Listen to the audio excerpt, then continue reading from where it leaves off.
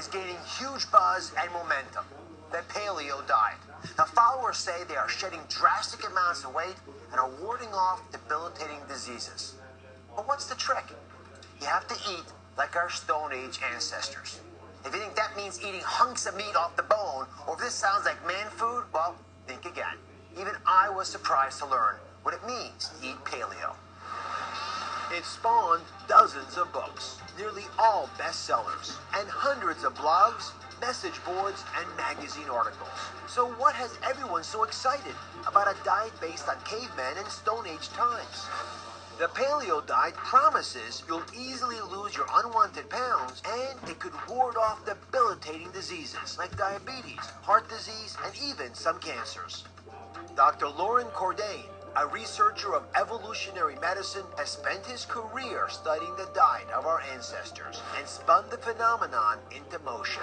He focused on the connection between living off the land and longevity. Dr. Cordain believes eating wild plants and animals is your prescription for optimum health.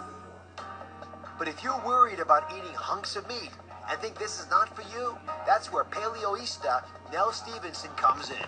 She's adapted the paleo diet for every modern woman and says she can help you get the weight off. No hunting gear required. Dr. Loren Cordain, author of The Paleo Diet, and Nell Stevenson, author of Paleoista, are here. So Dr. Cordain, you argue that every single woman in America ought to be on the paleo diet. And what is it about the paleo diet that excites you as a scientist? Why should it work when so many other diets have failed America? It's got many characteristics that combine all of the best ideas we've ever had about nutrition. So, for one, it's a high protein diet, a low glycemic load diet, and we know that those characteristics of diet are perhaps the best way to get weight off and to keep it off.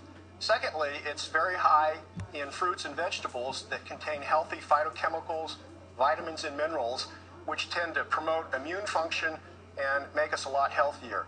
It's also very high in long-chain omega-3 fatty acids, which help to calm down inflammation. And there are multiple characteristics beyond that, but those are the major ones. So now, show us what kinds of foods are on the paleo diet. I brought some samples here. Just walk us through what would typically be on this diet. Yes, absolutely. Lovely protein. We have free-range poultry, grass-fed meats, wild salmon, local organic produce, lots of veggies and fruit, and then healthy fats from coconut oil, olive oil, and avocado, and also some raw nuts in moderation. So if I compare this to a typical low-carb diet, and there are several out there now, how is this different? To be clear, it's not the Atkins diet. You're not walking around all day eating hunks of bacon and pieces of cheese. It's actually really balanced, and you're getting a nice amount of local produce in every meal. Well, I must say, I often thought the paleo diet was Fred Flintstone. Yeah. Taking that big hunk of meat that rolled over his car. Exactly. So I see the meat part of it, but for example, there's no dairy on here. Is dairy in this program? No, there are no inflammatory foods. So there's no dairy, no grains, no legumes, no refined sugars. Basically, everything you're eating should be whole, fresh food, nothing in a package or a wrapper. And the reason I say that is because most of the things you're going to find in a wrapper are highly processed. Well, let me ask Dr. Cordain a question. We'll have a seat here.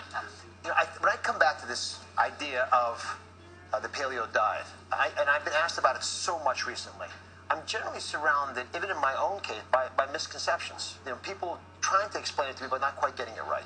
So what's, in your opinion, because you're probably the world expert in this diet, what is the biggest misconception about the paleo diet? Well, thank you for the nice compliment, but I think probably the biggest thing that people think is that it's a fad diet. And if it is a fad diet, it's the longest living fad we've ever had. It goes for 2.5 million years up until about 10,000 years ago. You argue actually that it helps reduce heart disease, helps reduce diabetes, high blood pressure. These are big claims. I mean, is there really enough data to back that up? You even challenge the concept that the Mediterranean diet may not be as healthy as this. That's absolutely right. If we look at the endpoints for cardiovascular disease, we can look at blood pressure, we can look at blood cholesterol. Paleo diet is superior to those in the 7 or 8 randomized controlled trials. So now let me reduce this to practice, because the big question for most of our viewers is, can I lose weight on this diet? Absolutely. So how much, how long, how difficult? I've seen in some cases people have lost tremendous amounts of weight, sometimes 75 pounds in about 6 months. Granted, it's going to depend on how much weight somebody has to lose in the first place. If you're somebody who's trying to lose that post-baby weight and you've got that last 10 pounds, it may not be as dramatic, but it will be slow but steady.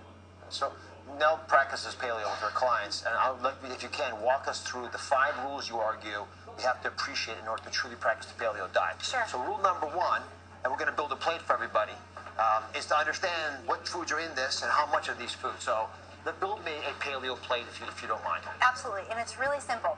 So first we're going to start with a plate, and we're going to add about 2/3 fresh veggies, palm-sized amount of protein, and again, variety is good, local, organic. And then we're going to add a little bit of healthy dollop of fat and some fruit. That's the balance. That's the fruit, the plate that you should look at for every meal in the day. All right, so normally when I give advice, I say 7 fistfuls of fruit and vegetables. I don't divide them up, yet you actually specifically say, a little bit more than half of your plate needs to be vegetables, and you make the fruit portion much smaller. Why is that? Yeah, the reason is really simple. If I don't specify to clients to make the fruit part of it, they tend to eat only fruit and eat fruit all day long and no veggies. And I really want to stress how important it is to get lots of veggies into your diet. Even more than the fruits? Yes, definitely. All right, so those of you who eat big bunches of bananas and you think that counts, you're actually saying we be a bit more rational about Balance, exactly. Inflammatory foods, they're not in there. So what are they? Define what we can't eat that's inflammatory. So the inflammatory foods are all grains, all dairy, all legumes, and that's beans, including soy and peanuts, and all refined sugars. So basically, it's nothing in a wrapper. I must say, I tell people all the time to eat 100% whole grain foods, to have legumes, beans, which I always thought was a pretty good source of protein. I mean, that's how you don't touch list. Exactly. I mean, the obvious question I've got to ask is, what about vegetarians? Weren't prehistoric men and women primarily vegetarians? Actually not. The data from our laboratory, we've looked at 229 hunter-gatherer societies, and it shows that the average meat intake was about 55% of calories, and the balance came from plant foods. You are kidding me. Nope. So prehistoric humans were primarily meat eaters, despite what we might think, according to what you're telling me. That's exactly what the science is showing, and so it's kind of reversing some of these concepts that we've had over the years. I want to have you call my wife right after the show. You can break the news to her. All right, no calorie counting. Maybe the best news of all. Why not bother counting calories? Well, let's just be straight. I'm not recommending that people sit down and have 5 steaks at one sitting or eat 10 bananas. The idea is if you follow the paleo plate template throughout your meals during the day, you're going to have small, balanced meals. Your energy level is going to be through the roof. You're not going to have those blood sugar spikes and crashes, and everybody can identify with that, and they get busy and end up eating the rest of their children's goldfish crackers. So we want to be, you're actually going to be ahead of that curve and keep everything balanced, so you're not going to actually be in a position where you're going to want to get those junky foods in the first place. And if you do, overdo it on a little bit too much broccoli, it's not going to be the worst thing. That's probably a good thing. All right, 4th rule, we're getting to the end here, is to eat breakfast that's more like your dinner. Exactly. Now, why is that such an important issue?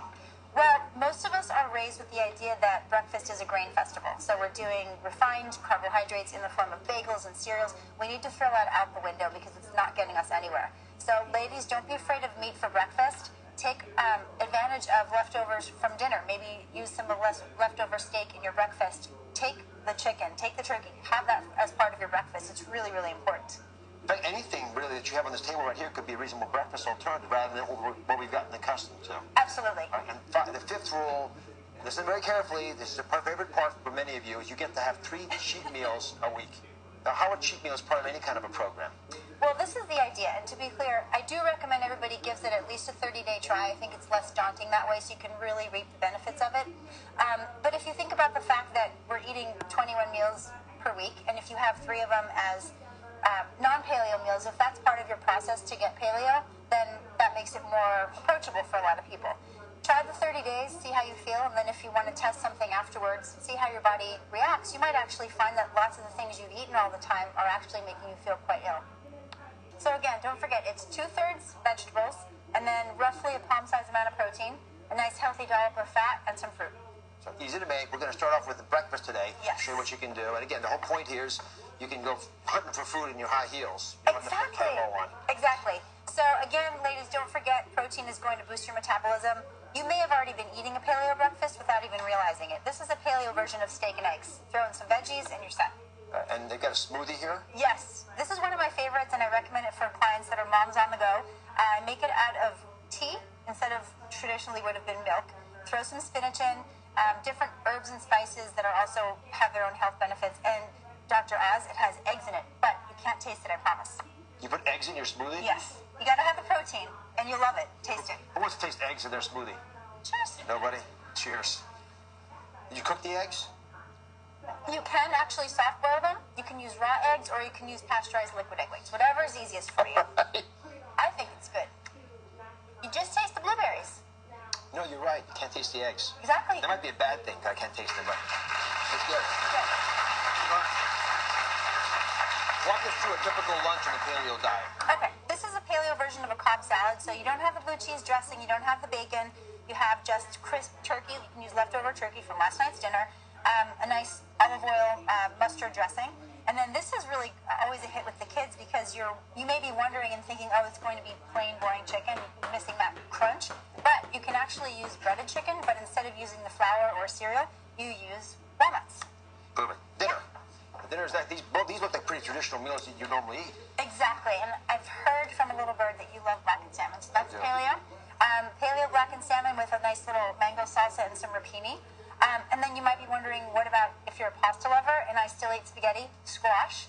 So spaghetti squash, super easy to make if you haven't seen it before. All right. Now, the part that I think folks will be surprised by, because I am, Yeah. is desserts. Yes. And I know. And you talked about 3 cheat meals a week, but these actually aren't even cheat meals.